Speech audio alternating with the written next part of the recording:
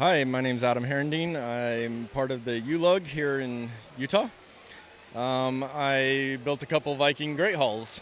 I call this one the Dragon Forge, and that one just Viking Great Hall.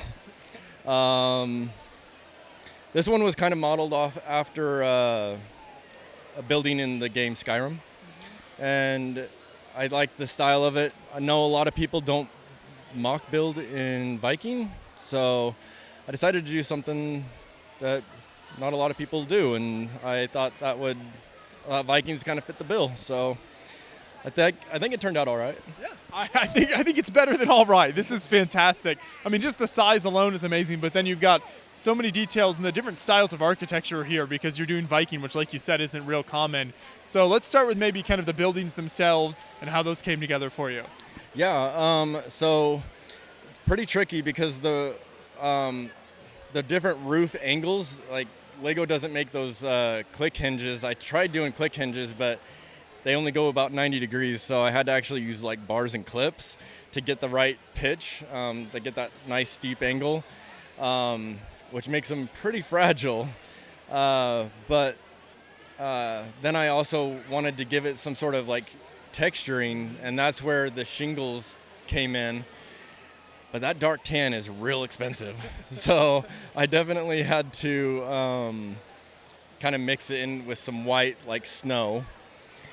And so that gave it a really good, I guess, textured type look along with the rock work. And then I also wanted to do some thatched roof style. So I did kind of the olive green flower stems. So it looked more like dead tree rather than the bright green or regular green of an actual fir tree. So I think that the thatched look looks really good, but it's real fragile. But I think it turned out really well. The different angles were definitely a challenge on this one, but yeah, I really liked it. It's one of my favorite mocks I've ever done.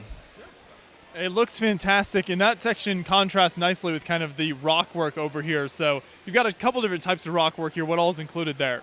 Yeah, so did more of kind of a rock, very rock work at the bottom with more brick on the top. I actually had a whole nother section of this that I didn't get a chance to get put on just because there wasn't enough room on the table. But I had a whole dragon hanger that actually came off of this corner over here. Came off over here and had some pillars. And it was really, really cool, but just not as much space at the moment. So had to kind of scrap that little section, but the main build was able to get put up. It was a little bit of a challenge. It's really fragile, so I had a lot of rebuilding to do yesterday. It looks like it came together pretty nice in the end, though. Yeah, I think so. I tried to incorporate I always try to do something that makes it that people haven't seen before, whether it's a different building technique or a different style or just a different theme. And so I think it turned out good. I do have lighting in it. It's kind of faint. It'll probably look really good tonight when we turn off the lights. But yeah, I like the different bone work that I did up at the front gate here. I think that kind of turned out really nice for that entrance into the Great Hall.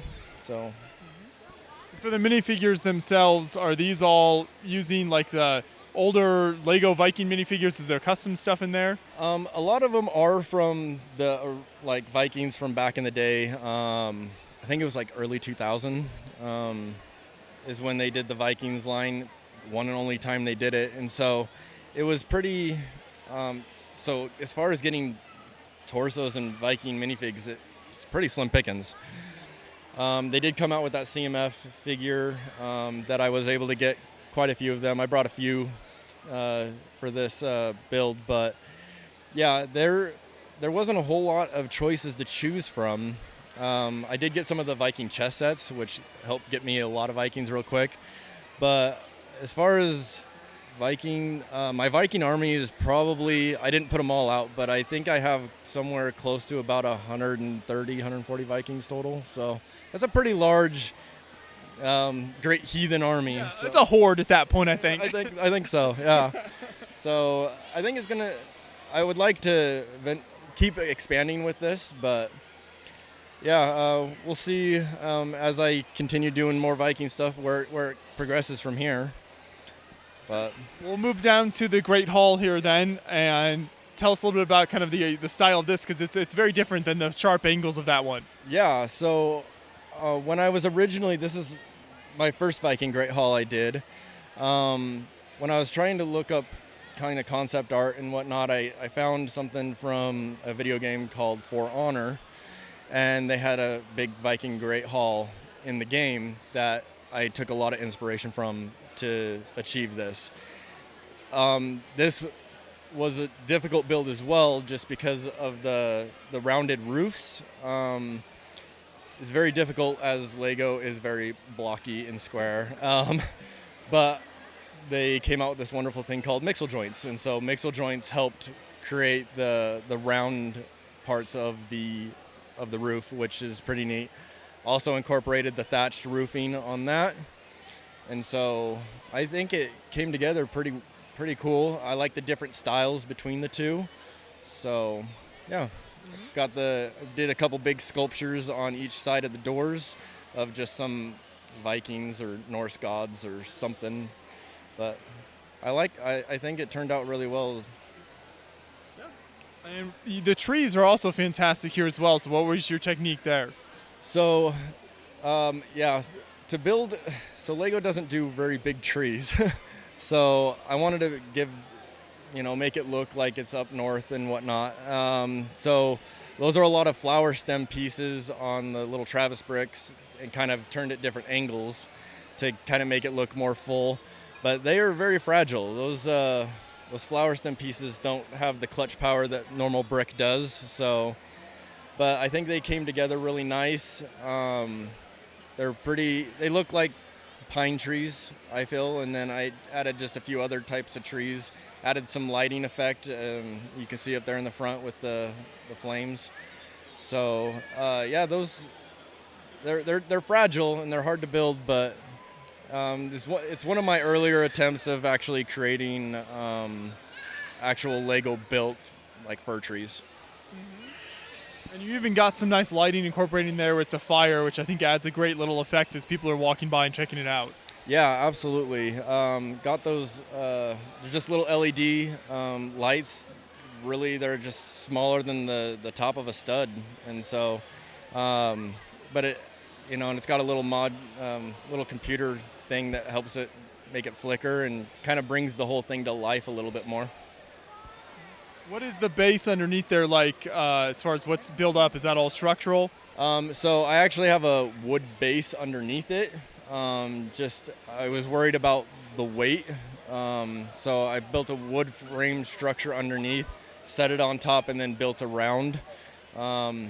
This is also one of my earlier attempts at doing rock work. So I used some burps and lerps and whatnot, but my rock work has gotten a lot better since this mock. Hey, that's good. It's a work in progress. You can see how you've improved. Yeah, definitely from year to year to year. There's been some improvement, and I guess that's really what it is, right? Like just improving, getting better as you go. So I know you mentioned a little bit of where you got the inspiration for these specific builds from, but what made you want to go in kind of the Viking direction originally? So I actually have Viking ancestry, and so kind of to pay, homage or whatever to them. Like, I wanted to do something kind of as a tribute to them.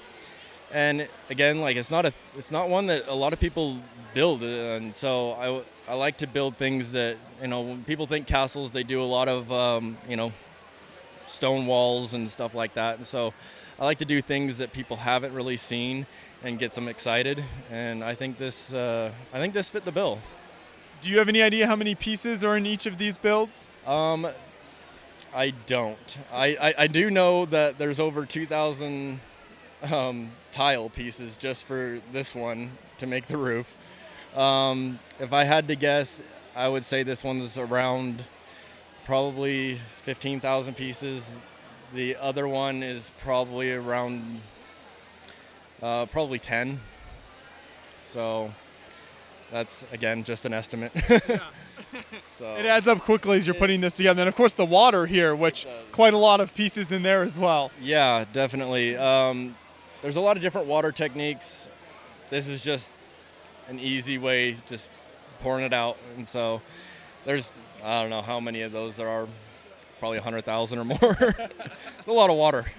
But yeah, and then super easy to clean up. There you go. We have a Lego shop vac that we just suck it all up and pour it back in the bucket. Fantastic work here. Thank you so much for taking us through these two builds, and I love to see the Vikings theme represented more with Lego, so great work. Thank you very much. I really appreciate it.